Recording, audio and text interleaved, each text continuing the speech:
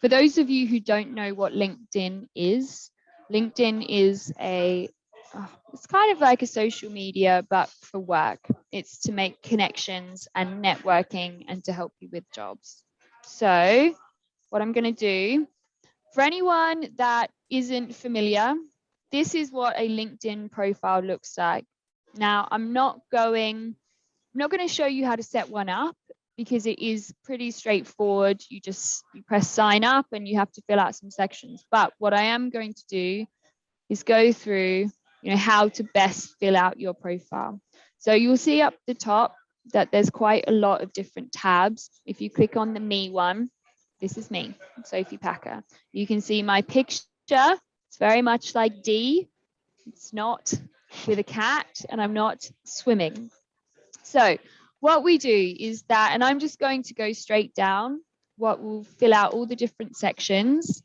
And if you have questions or you would like me to repeat something, please post it in the chat box and I can go through it again. All right, so starting at the top, we have what's called a banner. Now, for those who have a job, you can put where you work. For those of you who are students or you're potentially searching for a job, you can put whatever you like. It's about thinking what's relatively neutral, it's relatively inoffensive, and what is going to represent you. If you love music, if you're looking for a music job, if you love art, if you love painting or writing, you could put pictures of whatever you like. And then moving down, you can see this is called our headline.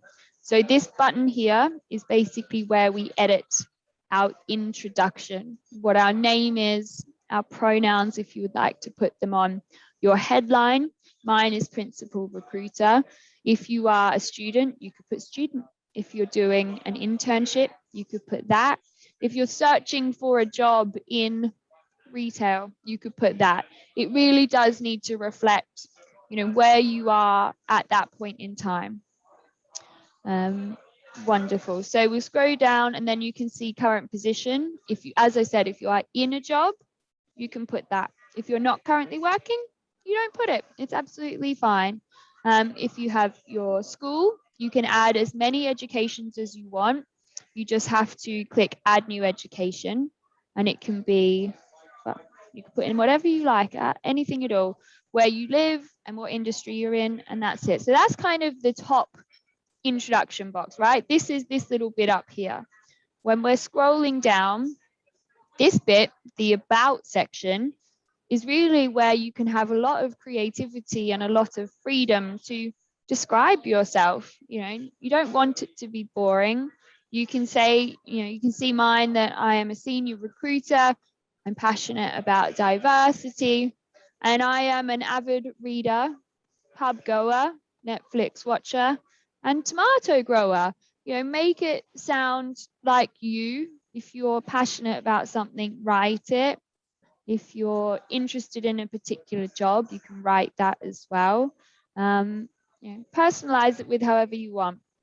And then once you've done that, you filled out your about section, you then can see kind of your finished product. So these are all the different jobs that I've had, which we inputted in this top section, remember, where the employment was. So employment, current position, and adding jobs in. So this is what it looks like, and you can see all my different jobs. If you have any volunteering or if you have any internships, you can put them on too. Anything that you think is relevant to either a potential employer or that you're proud of, you put it on your LinkedIn.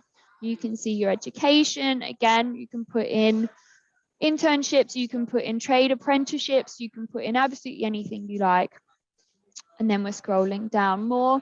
This bit is skills and endorsements. So you can see that somewhat 19 people have said that I am good at teamwork. If you think you're really good at photography, for example, we can put in photography and you can say that that's something that's my skill.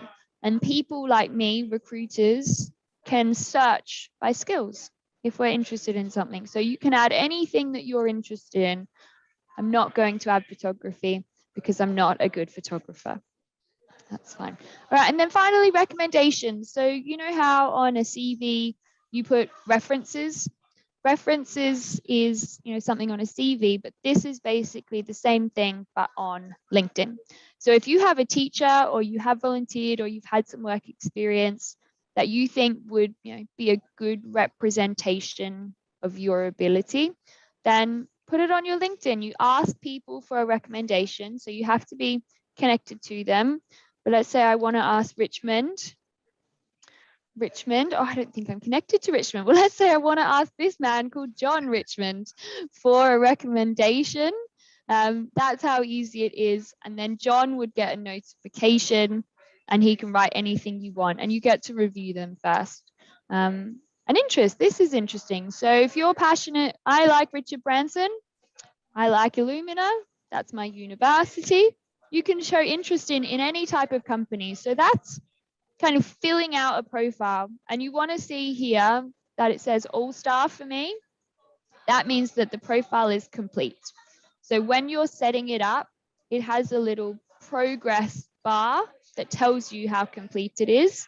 And that's a really good indicator to make sure that it's as filled out as possible.